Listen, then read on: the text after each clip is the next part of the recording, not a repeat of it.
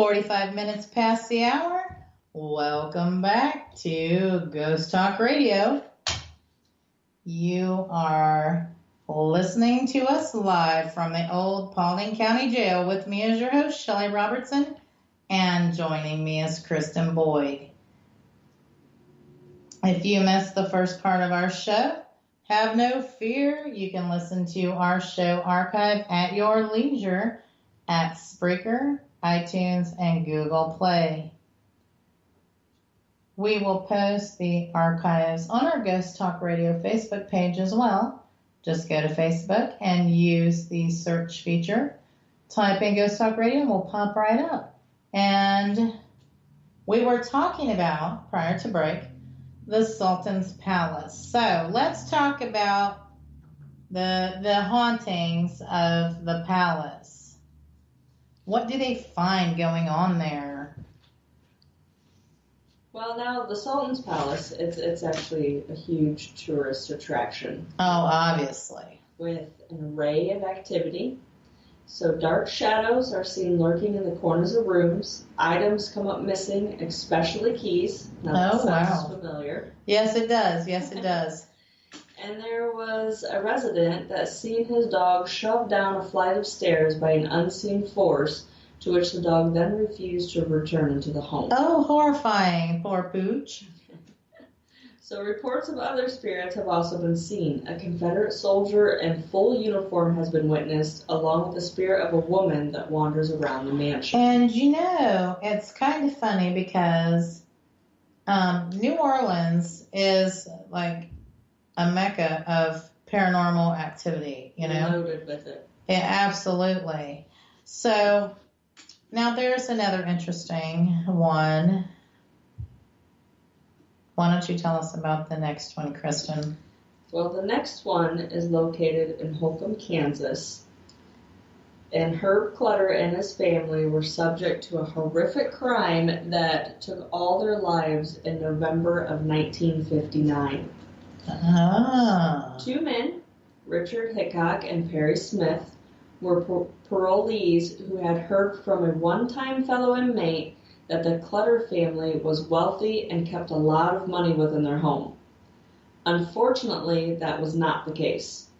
Now, upon their raid, Hickok and Smith only found $50 in cash. Oh, how horrible. Well, in a rage, they slit Herb's throat and shot him in the head. His wife, Bonnie, 16-year-old daughter, Nancy, and 15-year-old son, Kenyon, were also shot in the head and killed. Ugh. Now, 6 weeks after the murders, Richard and Perry were arrested due to a jailhouse snitch. They were both eventually hung on April 14, 1965.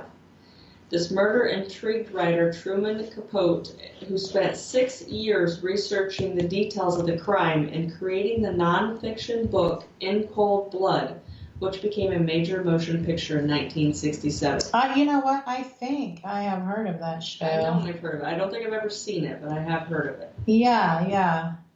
So as for hauntings, some say the ghost of Nancy Clutter, Herb's popular teenage daughter, still walks the halls of the home at night. She is the most reported apparition in this home. That is very fascinating. Which brings us to the next one. And also, there's lots of hauntings here as well. And probably because lots of accidents, death and mayhem and murders. This is called the Murder House. And it's in Chicago. You know, with the mob and everything, I think lots of stories come out of Chicago. Mm-hmm. In 1887 in Chicago, Illinois, the Murder House, known at the time as the H.H. Holmes House. It was created, owned, and operated by Henry H. Holmes. Holmes himself is considered America's first serial killer and even perhaps one of the most twisted men in history. It began with Holmes purchasing an old pharmacy and all the floors above it with the plans of turning it into an elaborate hotel. The construction was planned perfectly. It was finished just in time for one of the biggest tourist attractions in the history of America, and that was the Chicago World Fair. The H.H. Holmes house, however, was no normal hotel. It was designed to stop people from ever leaving the building, riddled with secret passages and designed in a way that would confuse fleeing guests.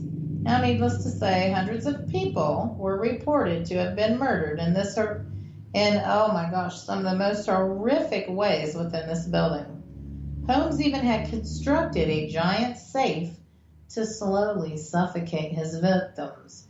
Now, the bedrooms were constructed to be soundproof or equipped with gas lines. The doors were equipped with alarms so that he could keep track of their every move. He himself would strangle, asphyxiate, hang, gas, starve, suffocate, or stab his victims. Their bodies were then sent down a dummy elevator or dropped down a laundry chute, both of which went straight to the basement, okay? He's definitely crazy. Oh, absolutely. Now, eventually, Holmes was caught due to another murder unrelated to his hotel. But being suspicious, the police investigated the hotel to uncover all the horrors within.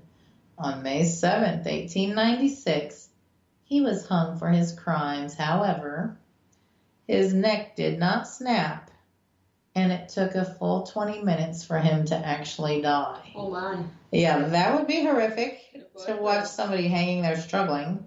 I would say that's karma for him, though, in the end. Yes, yes. Now, the murder castle did not stand long after Holmes' death.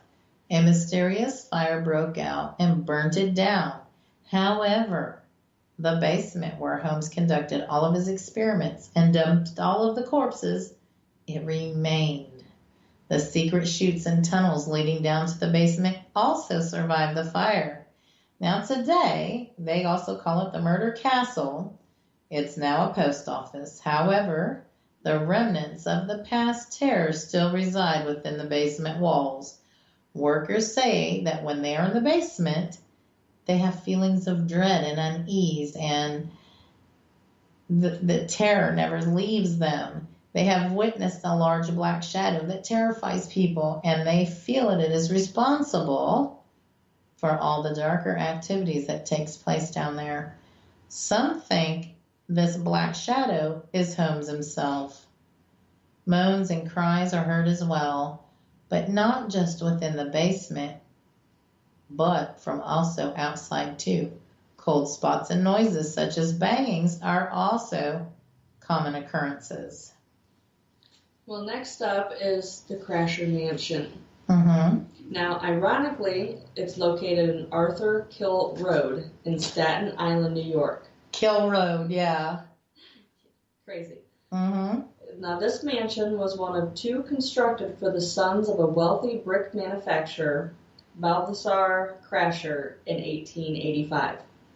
Now, after their father's death, the son that inherited the father's business, Edward, became distraught when the business faced a fire and, once rebuilt, could not regain ground with the industry and ended up committing suicide by shooting himself in the head within his own mansion. Horrible.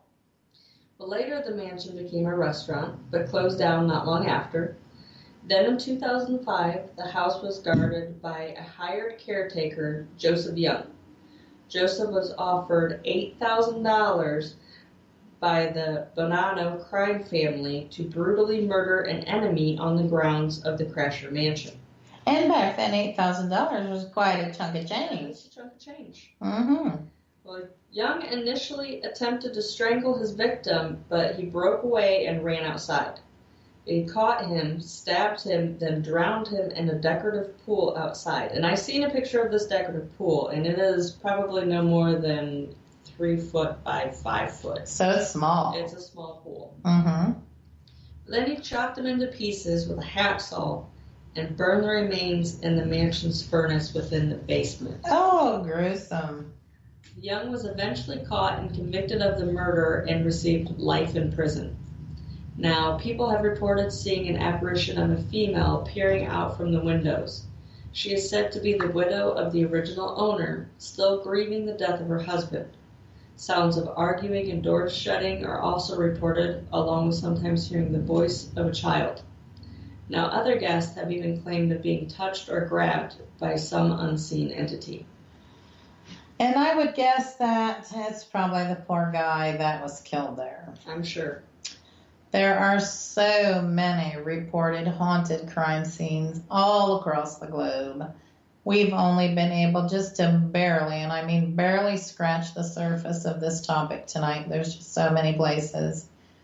Now, I would like to take a moment to let everyone know what is going on and coming up for the month of August here at the Old Paulding Jail. Tomorrow night, people, get excited. August 4th, we have a Ghost Hunt Weekends ghost hunting event. Ghost Hunt Weekends is a premier ghost hunting event company with offices in the UK and is owned and operated by Chad and Stacy Morin. There are just a few remaining tickets left for this event. If you're wondering what to do this weekend, it's not too late to reserve your spot. Come and experience some of the activity we are always talking about that happens all the time here. Doors open for this event at 7 p.m. and you can even choose your own cell to spend the night if you dare. Just go to ghosthuntweekends.com and click on the Old Paulding Jail for more info and tickets.